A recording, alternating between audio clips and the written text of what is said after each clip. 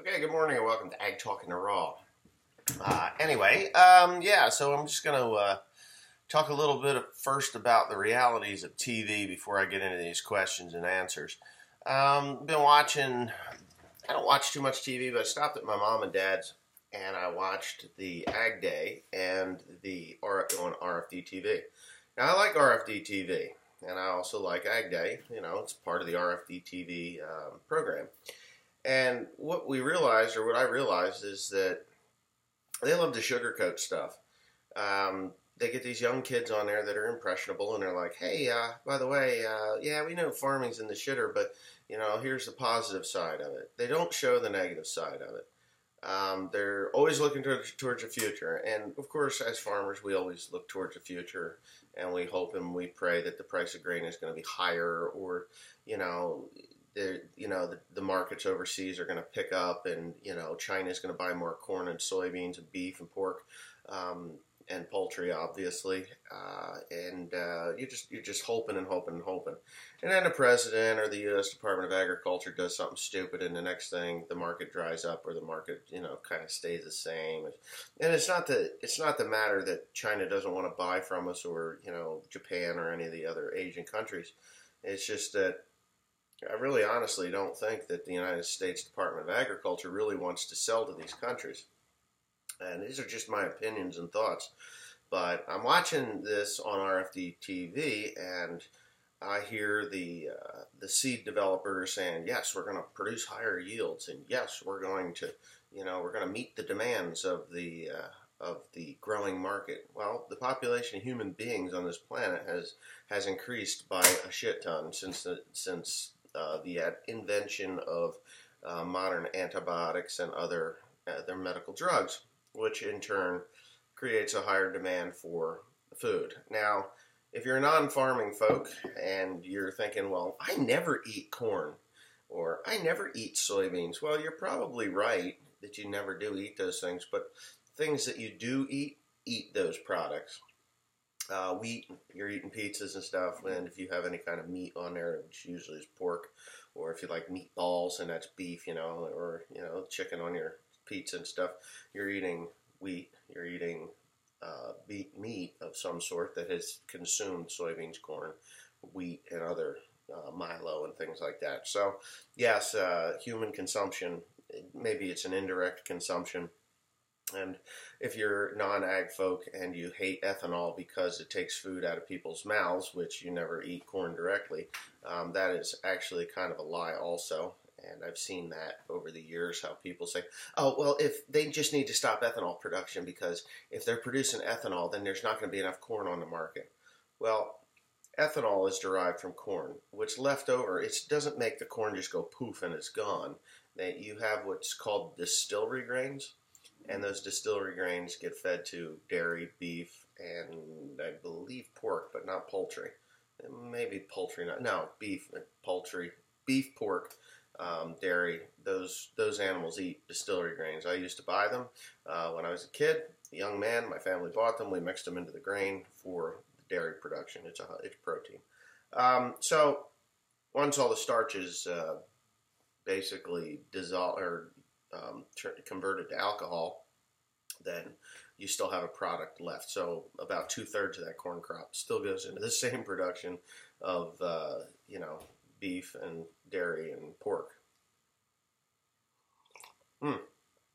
So yeah, there's a big bunch of stuff. So now I'm watching this show, and there's a lot of advertising for higher yields and better fungicides, better herbicides, better this, better that.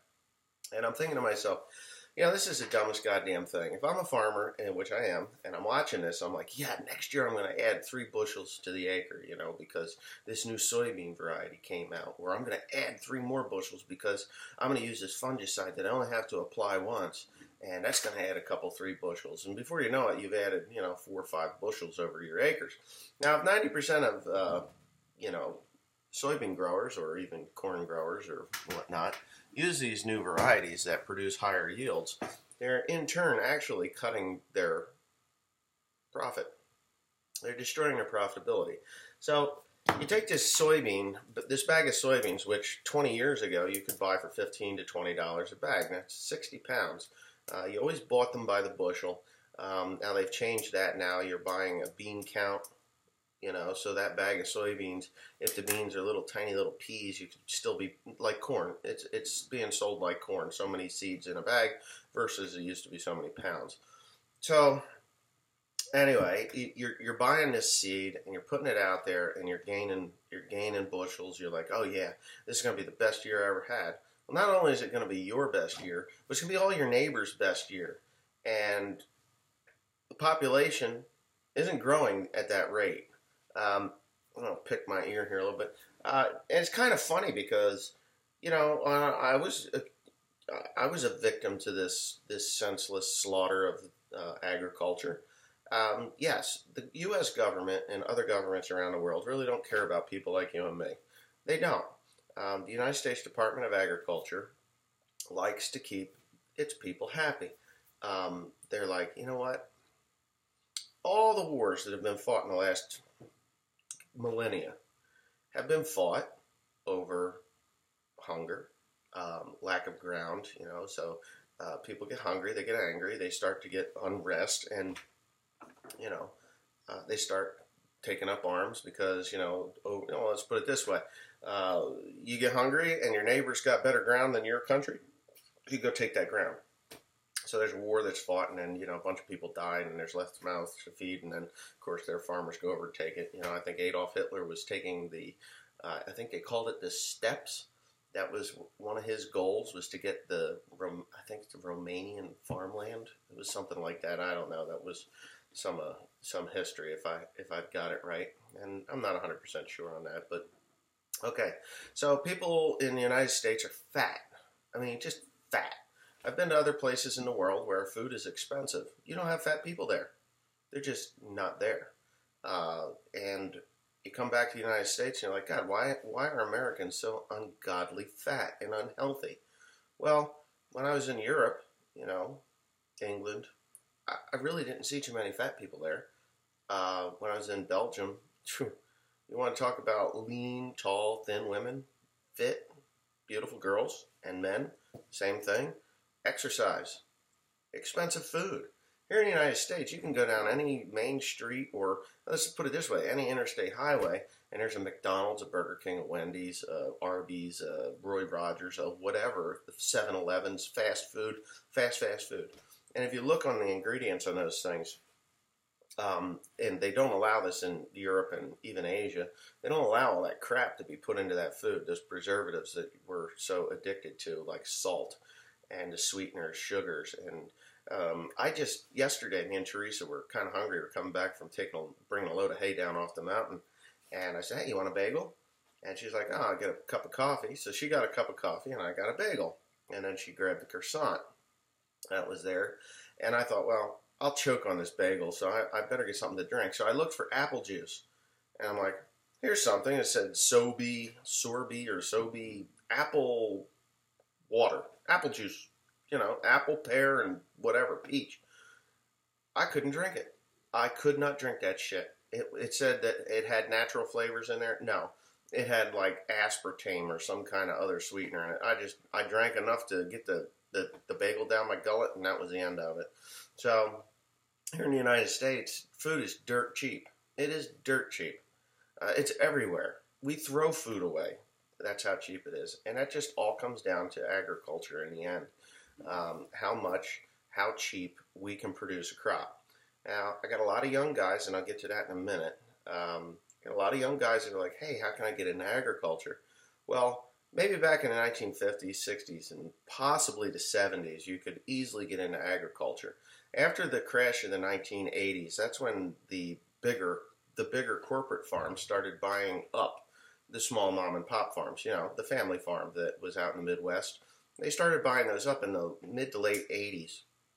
And then during the 1990s, all of a sudden you saw a huge jump in the size of tractors because the price went from, a reasonable $40,000 to $60,000 for a big 150 to 200 horsepower tractor. It jumped well over $100,000. So, family farms could no longer purchase those tractors very easily. They also had to get bigger, like this farm here. So by the 1990s, things were rolling right along. Early 90s, like 93, 94, corn hit $5. There was a huge boom in corn acres. I remember this, and of course they killed the price. By the late 90s, early 2000s, corn had dropped to a buck 75. I know in 2004, $1.75 a bushel is what corn was, and I damn near went broke growing corn. So I was a little head shy doing corn. But that also put a lot of other smaller farms out of business in the Midwest and locally even. And those farms got bought up. Here, they got bought up by developers. Out there, they got bought up by monster big farms. And which now because the profit margin became so thin, because we're not getting paid a fair wage for our efforts in the fields, the bigger you are, the more profit that you have, and then you have to actually get rid of some money, so you go and you buy more land. So if grandma and grandpa were actually getting ready to retire, and grandson was like, oh, I'd really like to farm, but grandma, I don't have the money. But grandma and grandpa, they need the money. They gotta live out the rest of their days, and the farm is their assets. The big farm comes in and pays big bucks, either to rent it or to purchase it, and then grandma and grandpa go to town, and they live out their days there, and that family farm dies. It dies right there, right then and right there. That's the end of it. So when people ask me, what are we going to do? How can I become a farmer when I'm like 20 years old? And I just keep saying, go find a farmer. Find an older guy that's getting ready to retire. And if his kids don't want it, then, get in there, start working, and maybe you can purchase that farm. I mean, it's always good to do that anyway, because you got to know what you're getting into. If you watch Ag Day and the Ag PhD and all those things, actually the Hefty Boys, they do a good segment. They talk about grain markets, and they're probably the most balanced on RFD TV. At least they were. I haven't seen them in a couple of years now. But, if you watch Ag Day and RFD TV, for the most part, it's all sunshine, rainbows, and unicorns. You're going to go out and you're going to buy a farm, and you're going to be a farmer, and bada bing, bada boom, you're in business, and you're going to raise your family and live happily ever after. But, if you watch my channel on YouTube and you realize, shit breaks. Tires go flat, engines fail, computers shit, balers run into stumps, and cars on the road give you the finger, flip you off, jump out and try to beat you up, things like that. I mean, that's just the reality of it. And I kind of have been getting some flack without them using my name on these television shows, because if you watch these shows, they're like, this is so-and-so, and they only promote positive agriculture. Well, positive agriculture is great. I mean, I'm all for it. I want to see people succeed and do well. But you don't want to be the blind leading the blind. And when you take a person that is going to, start a career in agriculture, I say start on the genetics side of it. Yes, of course you're going to be hurting people like me and other dirt playing farmers, that drive around in tractors all day and have a good time doing all that stuff, when shit breaks and you're in the shop until midnight trying to glue something back together again so you can work again tomorrow. It's kind of ridiculous. But, if you're going to go to college to become a farmer, just take marketing classes. The rest of it, learn it from an actual farmer.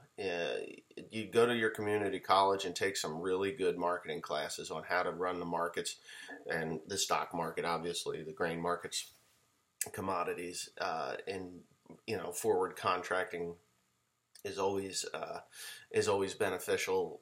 Don't throw the whole crop in, because you could get a hailstorm. I did that once. I sold my whole soybean crop, and we had a hailstorm, and it shredded the beans down to nothing. I would have had, 15,000 bushels of beans, and what did I end up with? 1,500 bushels of beans over a very large amount of acres. That was back in the early 2000s. And, of course, Purdue was going to sue me for the remainder of that money that they needed. But anyways, I guess I've yammered on long enough about this, and I just think that I think there's just good and bad things that go on with agriculture, and they should both be explored before taking that plunge. And if you're watching these television shows, enjoy them for what they are, but be the mental wherewithal to understand that they are there to keep farmers farming. And I'm all for that. Just understand that it's not all rainbows and unicorns. There's a lot of problems that can happen. Accidents happen on farms, and things like that. And I have shown some of the accidents that I've had, from cutting my finger to getting stuck in a baler. And these are things that happen. Yes, I got stuck in a baler. It was not pretty, and I'll probably pay for that when I'm 70 or 80 years old. Okay, so now I'm going to answer a few of these questions. Wes, raw milk still tastes as good as it always did. Yes, I'm sure it does. After the turbo set up on the 5020, would you do a tug of war between the 5020 and the tractor that you pull the baler with? Well, there are some replies to that one, and I'm just going to tell you, no. There's no sense putting the 5020 to the 8530 to do a tug of war, because the 8530 would rape that tractor around the field like it was just a feather on a chain. That's about it. I could probably hook the 4960, the 5020, the 4320, and the 4430 all to it together, and that 8530 would pull all of those tractors around. I mean, it would be quite an interesting display of power and traction, but no. The 5020 has its place. I mean, if you put the weight to the wheels, then maybe you'd get somewhere, but I don't know. Try colloidal silver for your Lyme disease. I did that once, a long time ago. Didn't work for me. Colloidal silver is an old remedy, and not to say that it doesn't have its place, it just didn't work for me. Anyways, love Ag Talking to Raw. Just wondering if you have any plans for more buildings at the home farm, like machine barns. Well, no. But I do have plans in the future that will give me some barns where I can put other stuff. So, it's a different property. But life is good, and we'll see how that goes. How much land do I farm all up? Okay. So I was up around 3,700 acres, but I've lost a few hundred this year. An easy 350 acres lost, so you can do the math. It's still over 3,000 acres, but, and I do a lot of that twice. I was well over 5,000 acres this year on the second cut. Okay, love your channel. Keep up the great work, and it's great to see the banjo out again. It's out. It's right down there. I actually changed the strings, and I'm playing again. I haven't played in quite a long while because I just don't have the time or, the ambition. But I'm rusty. Holy hell, am I rusty? If I had to run a different brand of tractor other than John Deere, which brand would it be and why? Well, I would probably run New Holland's, Case New Holland, if you didn't know. I probably won't ever do that, but as far as a tractor brand is concerned, you kind of have to run what is available in your area. And Fendt would probably be on the list of things to run. Massey Ferguson, no. I have no desire to run Massey Ferguson's, but it would definitely be Case New Holland's of some sort. Because they're good tractors. I mean, I went to the T7 plant in England and Belgium at the drivetrain plant, and I saw all those things, and they're put together wonderfully. So yeah, it would probably be that. Restore the 5020. Well, the 5020 is actually a coat of paint, and she's golden. I mean, the parts that I have on it, I would redo the lights, obviously, with LEDs and go from there. But it's not like I do much with that tractor anymore. I will be doing more with it now that I'm going to have it all that you can turn key and go. What's up with the floor? You need to finish that step in your spare time. What? That right there? I did that a long, long time ago, and it's kind of a running joke. Don't trip on the step. That's all there is to it, and it's kind of funny. Aldi's is a good place for a bargain. How come you don't through these videos on your other channel to bolster views, etc.? Well, I set this channel up specifically to do this type of channel. This type of thing on here because One Lonely Farmer is more about the work and the repairs and some information, and it's really hard to answer a lot of questions on there without becoming some people just don't want to see me talk, and that's why I have this channel, so people that do want to see me talk and value my opinions can come here and watch them. Okay, milk is a loss leader often for stores. The $1.49 had to be just that. It will bring people in, and how much can you use? Usually there's a limit on that stuff anyways. Okay, so what this Roger Holloway is talking about is when there's a storm coming, what's the first thing people do? Milk, eggs, bread. Oh my God, we're going to die. You never die. Nobody's ever going to starve to death. There's a can of corn, a box of cornflakes in your basement. You can eat those dry. If you're hungry, you can eat anything. You can eat cat food, dog food, chicken food. It don't matter. You can eat it. But that gets people in the store. Oh, the children need milk for their cornflakes. So they go in, they get the milk, and then, oh, well, maybe we'll have party night. We'll get some potato chips, and we'll get some dips. And, oh, shoot, I got to get those eggs, and I got to do this. And it really is. So if there's a sale on milk, which everybody's like, oh, my God, milk is so expensive. And, I can just buy soda for 99 cents a liter or 49. I've seen soda as cheap as 49 cents a liter. Unreal.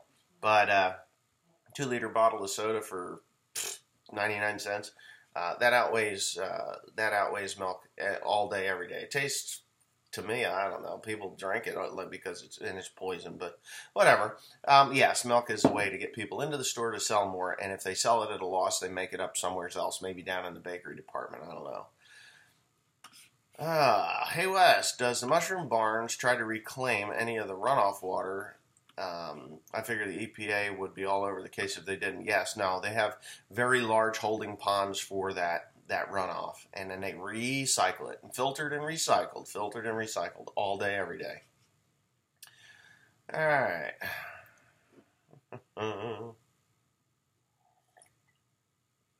Why don't I use a telehandler? Telehandlers are tricky. I can't run the roads with a telehandler. They're rough in the fields. Just don't really feel the need to run a telehandler. I can take the loader off of my 7410 and go rake hay with it if I need to. I can't do that with a telehandler. I like the multi-purpose side of it.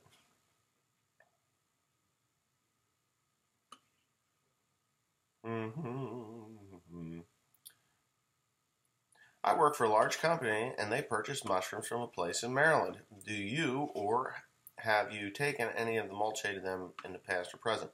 I take to a composting facility that is owned by several different mushroom barns. I call it the mushroom barn because it is, technically owned by mushroom barns, but it is a compost facility.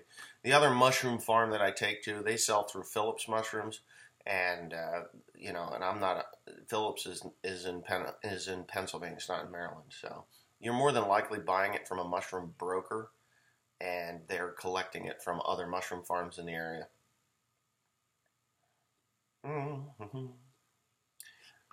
I like how on your windrowers you don't use GPS, even though the John Deere has Green Star. Yeah, I'm not using the GPS on it. To me, it's just one more expense. And when you have a disconnect with your machines and stuff, and you actually then have to drive them, you're out of practice. I don't know. GPS to me, it's not. Just fatigue-wise, yeah, I get it. But my fields are small. It's not like I'm out in 150-acre fields all day long where I would get, straight line fatigue. Oh, yeah, so no. What happened to the wheel weights on the 5020? Nothing. They're in a pile over underneath the old bunk feeder, and when I need them, I put them on and take them off. Can you make an explanation video on how you use the 5020 and the New Holland? I am curious of how you use an open station on a big square baler. Well, there's a story behind that, and I've got like 30 seconds to say it because then I'm going to quit here. The 5020 is an open station tractor. It was the first tractor that I bought, and I'm the one that started the mulch hay business, and the other tractors that are on the farm were not going to be used on that big baler. They were owned by my grandmother and my father, you know, so that wasn't going to happen. My grandmother said mulch hay is not farming, so, you know, that's not farming, that's just making shit, and that's the way my grandmother was, or is still today. But anyway, it sucked. That's all. You're out there sucking dust. It's hot as hell. And, you know, even in the winter, it was cold. I remember bailing in November trying to get stuff done and freezing my ass off. And that's just the way it is, or was. So, yeah, it really was just like any other operation, only out in the elements. And I went to a doctor one day back in 2002. I had almost killed myself on that 5020. Going down a hill, it started to jackknife, and I punched a clutch and took the wild ride down the hill. And then that was 2002 or 2003, I ended up with a really bad sore throat where I was coughing up blood. And I went to the doctor because my wife says you got to go. And I went, and he's like, "What are you doing? You know, you got like this really bad irritation in the back of your throat, and it's like really bad. You need to stop doing whatever it is you're doing." So I told him what I did, and he's like, get something that has filtration or you're going to end up with cancer. And I didn't want to hear cancer, so that's when I bought the 4960 back in 2003. Yep. So anyway, I guess that's it for that. Anyways, I guess that's it. This is more of a different style video than the other ones, but I hope you enjoyed it. If not, well, I'm sorry. Don't forget to please comment, rate, and subscribe. Hit that like button. That helps things on the algorithm and get this channel up and running the way it should be. Thanks again. See you next. Let's see, what's today? Today's Wednesday. I might do a live stream maybe tomorrow or the next day. Maybe Friday live stream. I don't know. We'll find out. Anyways, thanks for watching.